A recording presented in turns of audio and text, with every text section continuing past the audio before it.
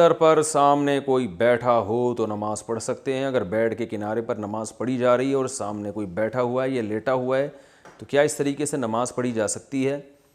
جی، رسول اللہ صلی اللہ علیہ وسلم جب نماز پڑھتے تھے، امی عائشہ فرماتی ہیں میں سامنے لیٹی ہوئی ہوتی تھی، آپ صلی اللہ علیہ وسلم نماز میں میرے پاؤں کو ہاتھ لگاتے تو میں اپنے پاؤں کو سمیٹتی اور آپ صلی اللہ علیہ وسلم سجدہ کرتے. تو یہ بذات خود ایک جائز عمل ہے اگر کوئی سامنے لیٹا ہوا ہے. لیکن اگر توجہ آپ کی بٹ رہی ہے اور دوسری ضرورت بھی نہیں ہے، آپ صلی اللہ علیہ وسلم کو تو مجبوری تھی، گھر بہت چھوٹا تھا تو اس کے بغیر ہو نہیں سکتا تھا، کیونکہ امی عائشہ رضی اللہ تعالیٰ عنہ کے پاس جگہ نہیں تھی کہ وہ کہیں دور لیٹ سکیں یا دور بیٹھ سکیں. تو چھوٹے چھوٹے گھر تھے، غربت تھی، مسکنت تھی. ہمارے نبی نے اسی مسکینی میں زندگی گزاری ہے. آج بڑے بڑے گھر ہیں ماشاءاللہ، یہ ضرورت نہیں ہے. تو اس لیے ایسے موقع پہ چاہیے کہ نمازی کے سامنے کوئی لیٹے نہیں، کیونکہ اس سے آپ کی توجہ بٹے گی اس کی طرف، بار بار اس کی طرف ذہن جائے گا. نہ بیٹھے آپ کے سامنے کوئی، نہ لیٹے. اور نمازی کی طرف رخ کر کے بیٹھنا تو بالکل جائز نہیں ہے.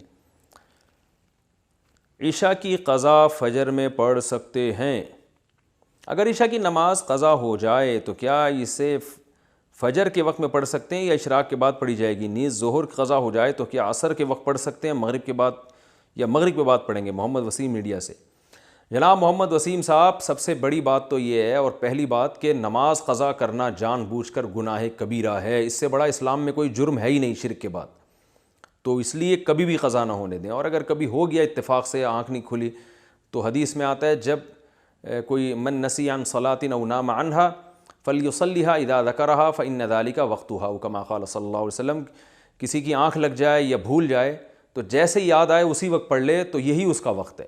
تو اگر عشاء میں یہ سو گئے تھے، آنکھ نہیں کھلی، تو جیسے ہی آنکھ کھلی ہے فوراً پہلے عشاء پڑھیں، فجر بعد میں پڑھیں، چاہے فجر کا وقت داخل ہو چکا ہو.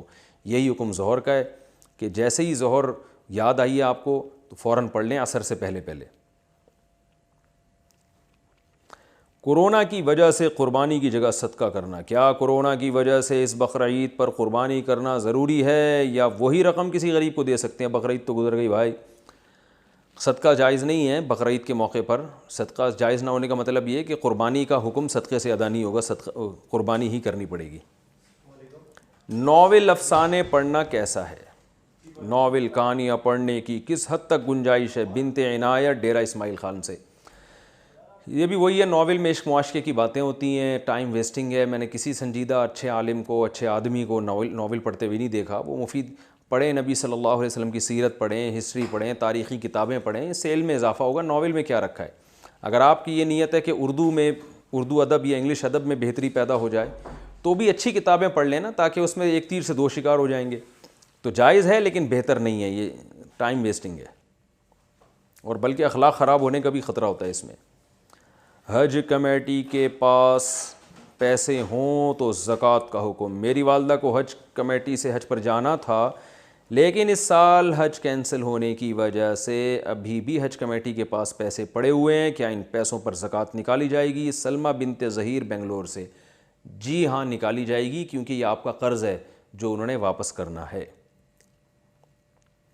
غسل کے وقت کان کی بالیاں اتارنا ضروری ہے کیا؟ حیض کی حالت میں کانوں میں جو بالیاں پہنی جاتی ہیں یا ناک میں پہنا جاتا ہے، کیا غسل کرتے وقت اس کو دھونا لازمی ہے؟ بنت عنایت ڈیرہ اسماعیل خان.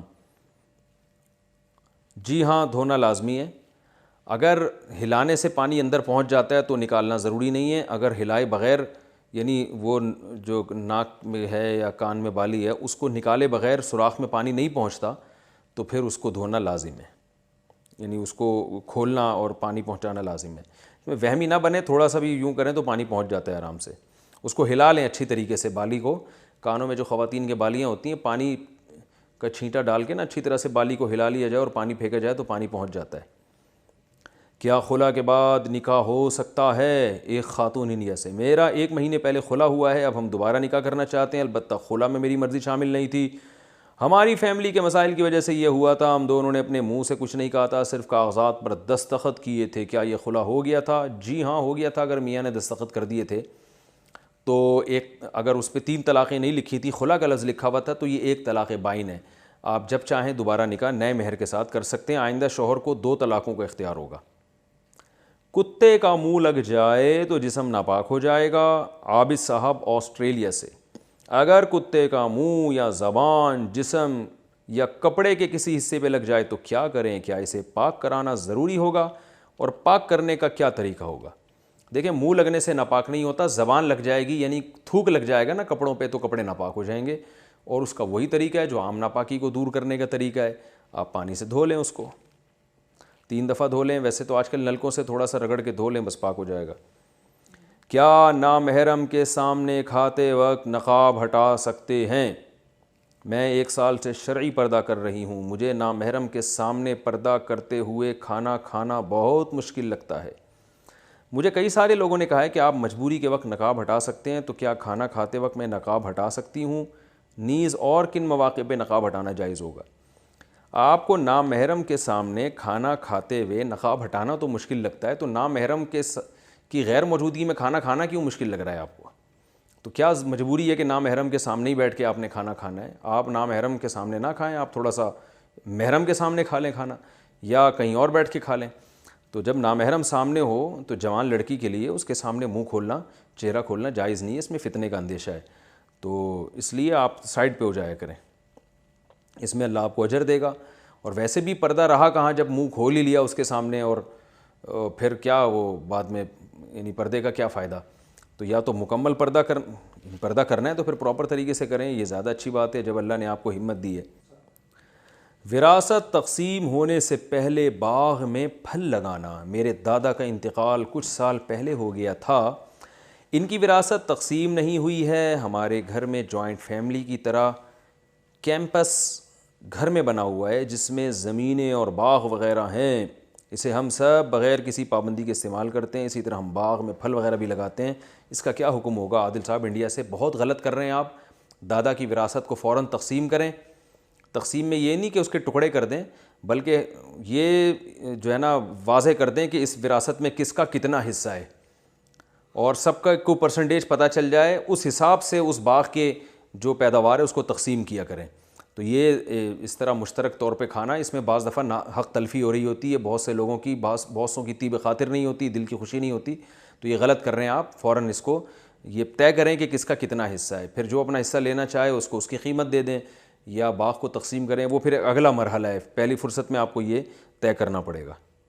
بال لمبے اور گھنے کرنے کا نسخہ۔ میرے بال بہت زیادہ گر رہے ہیں، میں ہر قسم کا تیل استعمال کر چکی ہوں لیکن کوئی فائدہ نہیں ہوتا، اور اب تو جلد بھی نظر آنے لگی ہے، برائے مہربانی مجھے کوئی ایسا نسخہ بتائیں بال لمبے گھنے اور پیارے ہو جائیں۔